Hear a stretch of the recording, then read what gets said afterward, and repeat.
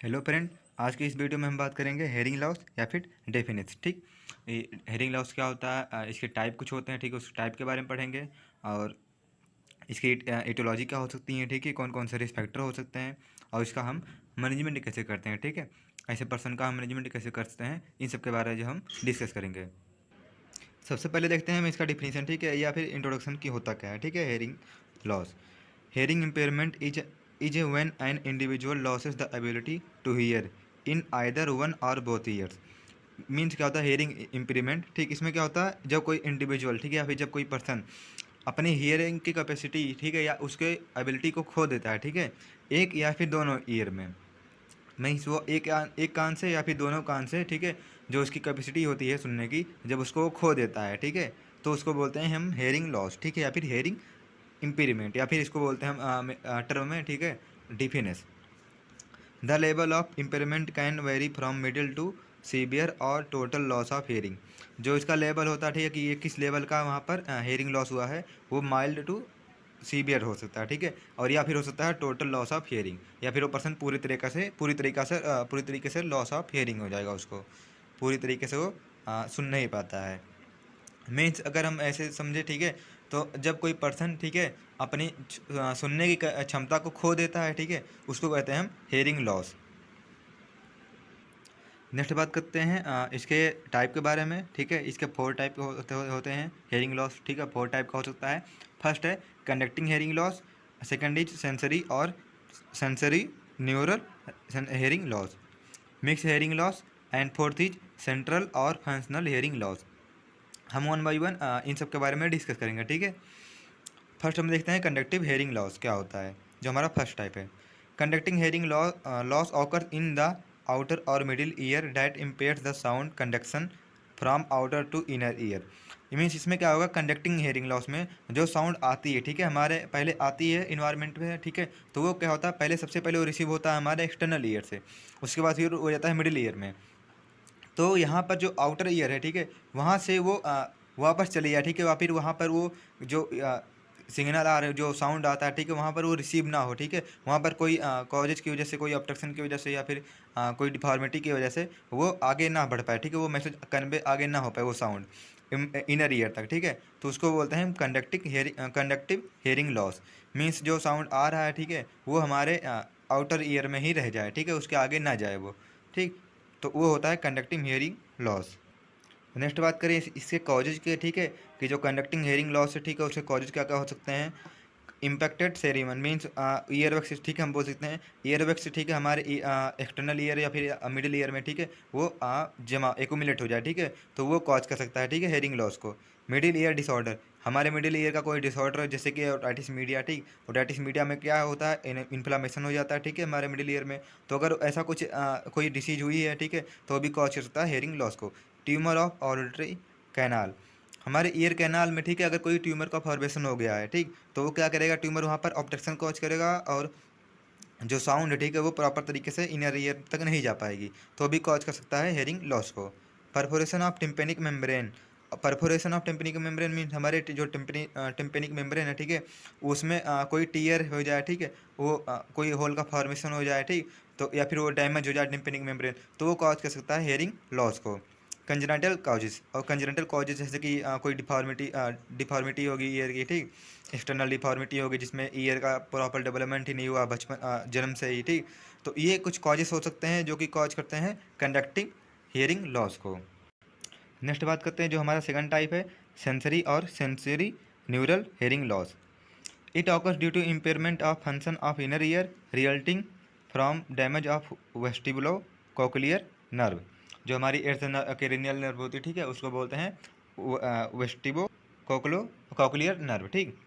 तो इसमें क्या होता है, जो हमारी नर्व होती है, ठीक है, वो डैमेज हो जाती है अगर किसी वजह से, ठीक, जो कॉकलियर या फिर वेस्टिबुलर जो नर्व है, ठीक है, अगर वो डैमेज हो जा रही है किसी भी रिस्क फैक्टर की या फिर इटोलॉजी की वजह से, तो जो हमारा इनर ईयर, ठीक है, वो आगे साउंड को कन्वे नहीं करा पाता, जो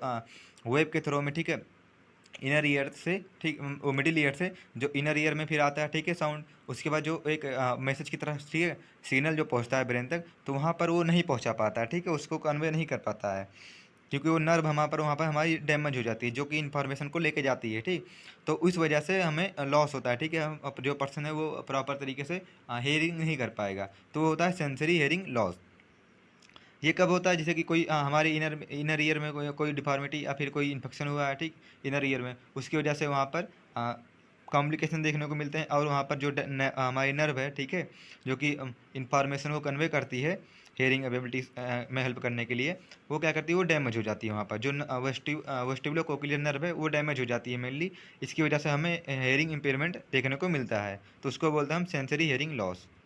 नेक्स्ट बात करते हैं इसके कॉजेज़ के बारे में, ठीक है। सेंसरी हियरिंग लॉस इसकी कौन कौन से कॉजेज़ की वजह से हो सकता है। कंजेनाइटल कॉजेज़, ठीक, कंजेनाइटल कॉजेज़ में जैसे कि डिफॉर्मिटी आ गया, ठीक है, बचपन से प्रॉपर ईयर का डेवलपमेंट नहीं हुआ है, तो ये भी कॉज हो सकता है। हेरिडिटी, ठीक है, कॉजेज़, हेरिडिटी कॉजेज़ मीन्स ये हेरिडिटी में, ठीक है, पर्सन क्या रहती है कि मतलब उसके फैमिली मेम्बर में किसी को थी, तो वो हो सकता है, ठीक, तो वो भी कॉज हो सकता है। और एक्वायर्ड कॉजेज़ की बात करें, ठीक, तो ट्रॉमा टू टेम्पोरल बोन, कोई टेम्पोरल बोन में, ठीक है, ट्रॉमा हो जाता है, कोई इंजरी होती है, ठीक है, वो कॉज कर सकता है हेयरिंग लॉस को। उससे क्या होगी, जो हमारी टेम्परिंग मेम्ब्रेन है, ठीक है, टेम्परिंग बोन है, उसके डैमेज होने की वजह से जो वहाँ पर नर्व है, ठीक है, वो भी डैमेज हो सकती है। तो अगर वो नर्व डैमेज होती है तो वहाँ पर सेंसरी हेयरिंग लॉस होता है। और नॉइस इंजरी, नॉइस इंजरी यहाँ पर मीन्स बहुत ज़्यादा अगर साउंड हो रहा है, ठीक है, बहुत ज़्यादा साउंड की वजह से यहाँ पर जो हमारी नर्व होती है, ठीक है, वो भी डैमेज हो सकती है। मेनियस डिसीज, मेनियस डिसीज मीन्स ये होता है इनर ईयर का, ठीक है, डिसीज होता है, जिसमें क्या होता है हमारे इनर ईयर में जो फ्लूइड है, ठीक है, वो ज़्यादा एक्यूमुलेट हो जाता है और वहाँ पर इन्फेक्शन हो जाता है, तो वो भी कॉज कर सकता है, ठीक है, हमारे नर्व को डैमेज कर सकता है। ओटोटॉक्सिसिटी, और ओटोटॉक्सिसिटी क्या होता है, ये भी एक डिसीज होता है, ठीक है, जो हमारे इनर ईयर का डिसीज होता है। इसमें हमारे इनर ईयर में, ठीक है, कोई इन्फेक्शन होता है या फिर कोई डिसीज होता है, वो ड्रग की वजह से, जैसे कि कीमोथेरेपी चल रहा है, ठीक है, पेशेंट का, तो वहाँ पर चांसेस रहते हैं कि वहाँ पर जिस हो सकता है ओटोटॉक्सिसिटी, ये कॉज कर सकता है सेंसरी हियरिंग लॉस को।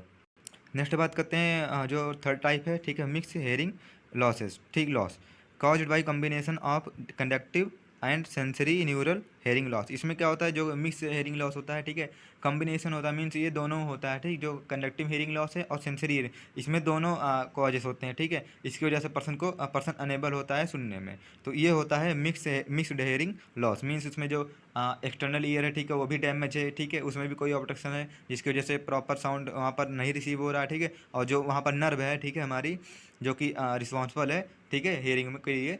जैसे कि वेस्टिबुलो कोक्लियर नर्व, ठीक है, वो भी डैमेज है, तो ये अगर दोनों चीज़ है तो उसको बोलते हैं मिक्स हेयरिंग लॉस, ठीक है, तो ये कॉज कर सकता है, ठीक है, इसको हेयरिंग लॉस को। तो एक ये जो थर्ड टाइप है, ठीक है, वो होता है मिक्स हेयरिंग लॉस। इसमें क्या होता है, दो जो हमारा फर्स्ट और सेकंड टाइप है, ठीक है, ये दोनों होता है, उसमें कंबाइन होता है। नेक्स्ट बात करते हैं जो हमारा फोर्थ टाइप है, ठीक है, सेंट्रल और functional hearing loss caused by problem in the CNS from auditory nucleus to the cortex। इसमें क्या होता है, प्रॉब्लम हमारे CNS means central nervous system से होती है, ठीक, कि इसमें क्या होता है, जो ब्रेन तक सिग्नल पहुंचता है, ठीक, जो नर्वस जो हमारे कोक्लियर वेस्टिबुलर नर्व होती है, ठीक है, वो क्या करती है, जो इन्फॉर्मेशन जो सिग्नल भेजती है, ठीक है, ब्रेन तक, तो उस ब्रेन में क्या होता है, उस सिग्नल को प्रॉपर तरीके से एनालाइज नहीं कर पाता, ठीक है, हमारा ब्रेन, तो और या फिर वहाँ पर वो इनकरप्ट हो जाता है, ठीक, तो उस वजह से यहाँ पर होता है central functional hearing loss. Means उसमें हमारा ब्रेन, ठीक है, अनेबल होता है, ठीक, उस मैसेज को रिसीव करने में।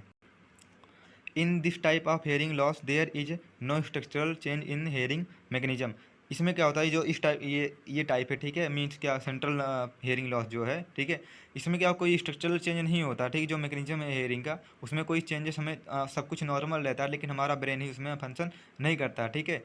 वो तो उसमें कुछ हमें चेंजेस देखने को नहीं मिलते हैं। It is an manifestation of emotional disturbance, ये एक मैनिफेस्टेशन हो सकता है, ठीक है, हमारे इमोशनल डैमेज डिस्टर्बेंस का। मीन्स जैसे कि बहुत ज़्यादा स्ट्रेस में, ठीक है, तो अगर स्ट्रेस की वजह से, ठीक, वो अगर उसे हियरिंग लॉस हो रहा है, ठीक है, उसका ब्रेन का वहाँ पर प्रॉपर मैसेज को एनालाइज नहीं कर रहा, प्रॉपर प्रोसेसिंग नहीं कर पा रहा, ठीक है, तो उस केस में, ठीक है, हमें हेयरिंग लॉस हो सकता है। तो अगर इस तरीके से हो रहा है, इस वजह से हो रहा है, तो वहाँ पर उसको बोलते हैं सेंट्रल और फंक्शनल हेयरिंग लॉस। नेक्स्ट बात करते हैं इसके क्लिनिकल मैनिफेस्टेशन के बारे में, ठीक है, कुछ साइन सिम्टम हमें देखने को मिलते हैं, ठीक है, ऐसे पर्सन को जिसमें को हेयरिंग लॉस होता है, ठीक है, या फिर जिसको चांसेस होते हैं, ठीक है, हेयरिंग लॉसेस के। तो ये जैसे कि माइल्ड टू में सीवियर, ठीक है, हेयरिंग लॉस हो सकता है। तो हम माइल्ड टू सीवियर दोनों में केसेस में, ठीक है, देखते हैं कौन कौन से साइन और सिम्टम हमें देखने को मिल सकते हैं। स्पीच डेट्रियोरेशन, ठीक, स्पीच डेट्रियोरेशन मीन्स वो प्रॉपर तरीके से स्पीच नहीं कर पाएगा, ठीक, वो बोल नहीं पाएगा पर्सन, तो ये देखने को मिल सकता है। Social withdrawal, social withdrawal means वो सोसाइटी से, ठीक है, या फिर कम्युनिटी से, ठीक है, तो थोड़ा कट के रहेगा, ठीक, मीन्स वो अकेला रहना ज़्यादा पसंद करेगा, ठीक, प्रॉपर तरीके से सोसाइटी में वो इन्वॉल्व नहीं होगा। लॉस ऑफ सेल्फ कॉन्फिडेंस, उसके अंदर सेल्फ कॉन्फिडेंस की, ठीक है, कमी हो जाएगी, ठीक, वो उसके अंदर जो कॉन्फिडेंस होता है, ठीक, वो नहीं रहेगा। लोनलीनेस, वो अकेला खुद को महसूस करेगा, ठीक, और वो हमेशा अकेला ही रहेगा। फॉल्स प्राउड, ठीक है, ये हो सकता है फॉल्स प्राउड मीन्स उसके अंदर, ठीक है, ये चीज़ें आ सकती है कि मीन्स वो वही जो है, ठीक, वो सबसे अच्छा है, ठीक है, उसके अंदर ऐसी चीज़ें आ सकती है, वो अपने आप को एक गर्व करेगा, ठीक है, गलत तरीके से। इनसिक्योरिटी, और उसे इनसिक्योरिटी हो सकती है, ठीक है, पर्सन को मीन्स वो असुरक्षित अपने आप को महसूस कर सकता है। स्ट्रेन फेशियल एक्सप्रेशन, और वो स्ट्रेन मीन्स अलग तरीके से फेशियल एक्सप्रेशन उसका हो सकता है, मीन्स क्योंकि वो अनेबल है, ठीक है, हेयरिंग, वो हेयरिंग नहीं कर पा रहा प्रॉपर तरीके से, तो अगर जैसे कि अगर वहाँ अगर अलग अलग सिचुएशन में, ठीक है, वो अलग तरीके से वहाँ पर उसका फेशियल एक्सप्रेशन रहेगा। एबनॉर्मल अवेयरनेस ऑफ साउंड, और वो एबनॉर्मल रहेगा मीन्स वो उसको प्रॉपर तरीके से सुनाई नहीं देगा, ठीक है, उसके सराउंडिंग में, ठीक है, क्या साउंड आ रहा है, ठीक है, किस तरीके से आ रहा है, या फिर किस टाइप का साउंड आ रहा है, ठीक है, उससे वो अनेवर रहेगा, ठीक है, और वो एबनॉर्मल रहेगा उसको, मीन्स वो नॉर्मली ये नहीं होता है, ठीक है, ये हेयरिंग लॉस में ये होता है, ठीक, वो प्रॉपर तरीके से उसको समझ नहीं पाएगा। Failure to respond to oral communication, और वो ओरल कम्युनिकेशन देने में फेल रहेगा, ठीक, वो प्रॉपर तरीके से ओरली कम्युनिकेट नहीं कर पाएगा, क्योंकि वो प्रॉपर तरीके से हेयरिंग नहीं कर पाएगा, ठीक, वो सुनेगा ही नहीं, तो इसलिए वजह से वो बोल भी नहीं पाएगा कि वो मैसेज को कन्वे नहीं कर पाएगा। In appropriate questioning and answering, वो